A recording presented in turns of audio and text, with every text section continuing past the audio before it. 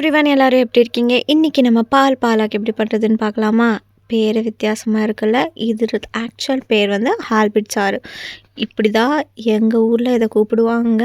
நான் கொஞ்சம் ஸ்டைலிஷாக இருக்கட்டுமே அப்படின்ட்டு பாலாக்குன்னு வச்சுருக்கேன். ஏன்னா பால் போட்டு இந்த பாலாக் பண்ண போகிறோம். அதனால் அது பேர் பாலாக் அப்படின்னு நானே வச்சுருக்கேன். ஃபஸ்ட் இதுக்கு நம்ம பாலாக் 2 பச்சை மிளகா, 1 டொமேட்டோவை நல்லா பிளான்ச் பண்ணிக்கணும். நீங்கள் ஒரு 5 to 10 நிமிஷம் வேக வச்சு எடுத்தால் கூட ஓகே, ஃபைன்.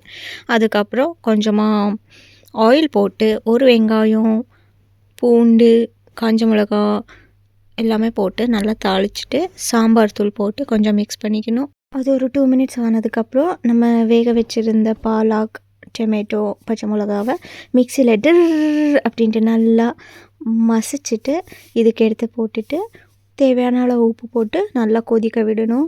இது மிக்சியில் போட வேண்டாம்னா கண்டிப்பாக உங்ககிட்ட இந்த மோர் கடையிற மத்து இருக்குல்ல, அது இருந்துச்சுன்னா தயவு செஞ்சு அதில் கடைங்க, சூப்பராக இருக்கும். என்கிட்ட இல்லாதனால நான் மிக்சியில் போட்டேன்.